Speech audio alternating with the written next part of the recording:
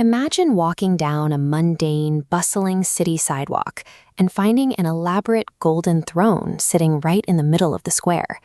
Everyone else is moving through the normal rhythms of life, waiting at crosswalks, carrying groceries, and standing in line. But the person on the throne expects these basic rules of fairness and gravity to bend around them. From a distance, that posture looks like power. If you look underneath the seat, however, you often find a deep sense of fear, chronic emptiness, and a desperate drive to avoid the feeling of being ordinary. This protective display of superiority masking an insecure core is the defining architecture of the entitlement, or grandiosity, schema. The operating system of this schema runs on a single internal logic. My needs matter more, and the usual rules should not apply to me. In adult life, this manifests as a struggle to tolerate frustration. It shows up as a refusal to compromise, an impatience with delays, and an expectation that others will automatically accommodate their perspective. This behavior exists on a scale. When it tips toward overt grandiosity, the schema is loud. These heavy arrows pushing outward show the individual dominating shared space, explicitly demanding special treatment, and treating others as less important. As the scale tips toward covert entitlement, the presentation becomes quieter. The outward arrows retract.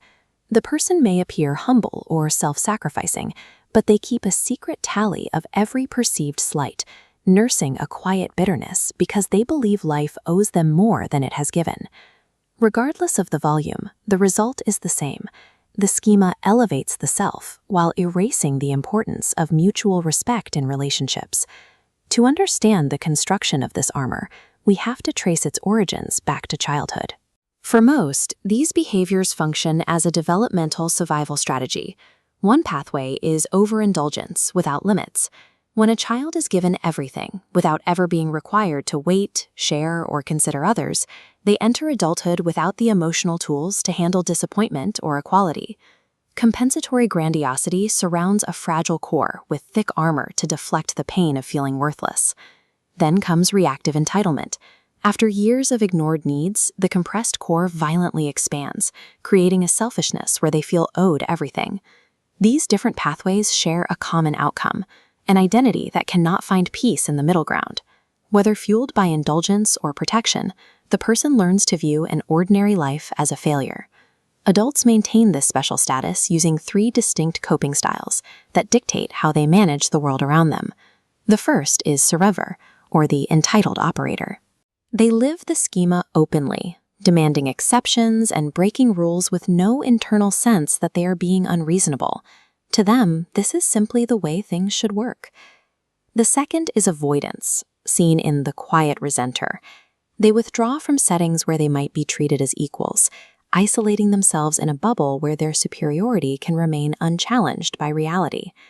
The third is overcompensation. The overgiver may swing into excessive generosity, but that gift comes with an itemized receipt. They give to others while maintaining an unstated demand for future recognition and compliance.